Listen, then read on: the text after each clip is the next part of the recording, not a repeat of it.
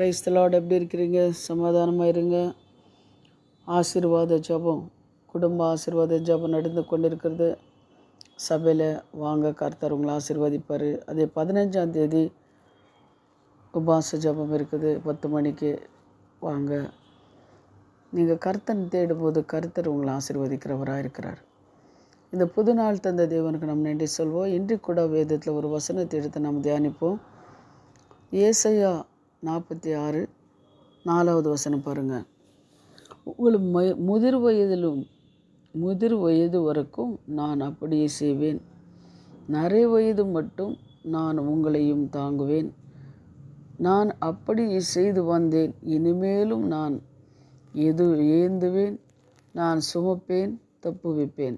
பாருங்கள் அன்பானவர்களே, இதுவரை நடத்தின தேவன் இனிமேல் நடத்துவார், உங்களை தாங்குவார், உங்களை தப்பு வைப்பார், உங்களை சுமப்பார். தேவன்தான் இதுவரை நடத்தின தேவன், இனிமேலும் நடத்துவார் அப்படின்னு சொல்லி விசுவாசிங்க. இஸ்ராயேல் ஜனங்கள் நம்ம பார்க்குறோம், ரொம்ப கஷ்டப்பட்டு இருந்தார் எகிப்திய தேசத்தில். மோசே தெரிந்து கொண்டார், மோசேன் தேவன் தெரிந்து கொண்டார். ஆபிரகாம் கொடுத்த அந்த வாக்கு தத்துவம் அவன் நினைத்து பார்த்தார் ஆண்டவர். மோசேன் தெரிந்து கொண்டு எகிப்திய தேசத்தில் போய் அந்த அடிமைத்தனத்திலிருந்து கொண்டு வந்தார். செங்கல் 2 பழகினார். வனாந்தரத்தில் அவர் என்ன பண்ணார்? வழி நடத்தி கொண்டிருந்தார். ஆனால் எகிப்து தேசத்தில் செய்த ஒவ்வொரு அற்புதங்களும் செய்தார். பாருங்கள், எகிப்து தேசத்தில் எகிப்தியர் வீடுகளெல்லாம் பேன்கள், ஒண்டுகள், தவளிகள், சாவு இதெல்லாம் விழுந்தது. ஆனால் எகிப்து தேசத்து வீட்டில் தேவன் தெரிந்து கொண்ட இஸ்ராயேல் ஜனங்களில் வீடுகளில் தேவன் எவ்வளோ பாதுகாத்தார் பார்த்தீங்களா? ஒரு குறை இல்லாமல் தேவன் என்ன பண்ணுறார்? நடத்தினார். எகிப்தியர் கஷ்டப்படும் போது கூட இவன் குடும்பங்களை எந்த ஒரு கஷ்டமும் இல்லாமல் தேவனை பாதுகாத்து அந்த குடும்பங்களெல்லாம் நடத்தினார். தேவன் செய்த அற்புதங்கள் எல்லாம் பார்த்தார்கள். ஆனாலும் தேவன் வனாந்தரத்தில் கொண்டு வரும்போது பால் தேன் ஓடுகிற தேசத்தை நான் கொடுக்குறேன் வா அப்படின்னு சொல்லி கொண்டு வந்தார். ஆனால் எங்களோட வனாந்தரத்தை பாலத்தேனு தேசத்தை கொடுக்குறேன்னு சொன்னார். ஆனாலும் இந்த வனாந்தரத்தில் தண்ணி இல்லாமல் இறைச்சி இல்லாமல் நாங்கள் சாகணுமா? நாங்கள் எகிப்து தேசத்தில் இருந்த நல்லா இருக்கமே, அங்கே மறுபடி திரும்பி போயிடலாமே அப்படின்னு கொஞ்சிலர் இருந்தாங்க. அன்பானவர்களே, தேவனை செய்த அற்புதங்களும் அதிசயங்களும் இதுவரை உங்களுக்கும் எனக்கும் தேவன் செஞ்சிருக்கிற காரியங்கள், இதுவரைக்கும் நம்ம நடத்தி நம்ம குடும்பங்களை செய்திருக்கிற அற்புதங்கள், அது எப்பொழுது அவர் செய்வார். அவர் எப்பொழுது நம்மளை தாங்குகிறவராக இருக்கிறார், நம்ம சமாதானம் கொடுக்குறவராக அவர் இருக்கிறார்.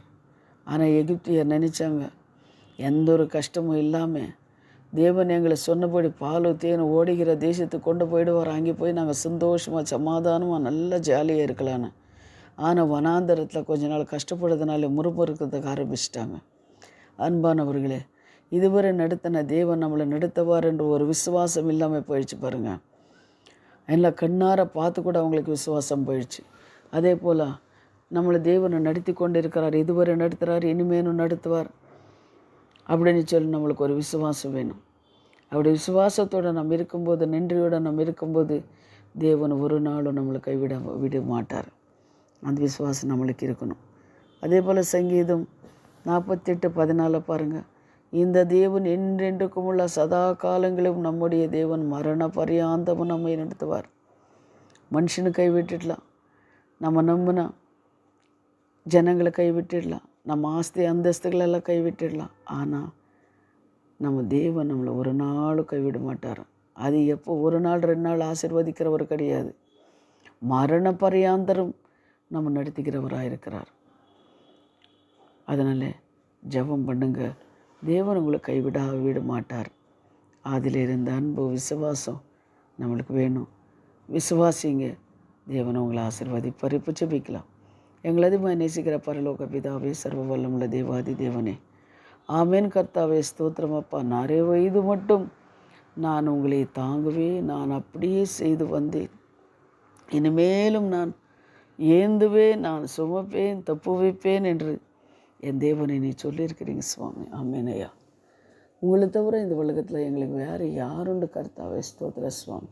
அந்த அவிசுவாசங்களை கொண்டு வர அந்த ஆவிகளெல்லாம் நீங்கள் கர்த்தா விசுவாசத்தோட தேவன் இதுவரை நடத்தின தேவன் இனிமேலும் நடத்துவார் என்று கேட்குற ஒவ்வொரு பிள்ளைங்களை தேவைகளை சந்தித்து தேவனை விசுவாசத்தோட ஜெபிக்க கிருபை தாங்க. இயேசுவின் நாமத்தில் பிதாவே. ஆமென் ஆமென். God bless you. கர்த்தர் உங்களை ஆசீர்வதிப்பார். ஆமென்.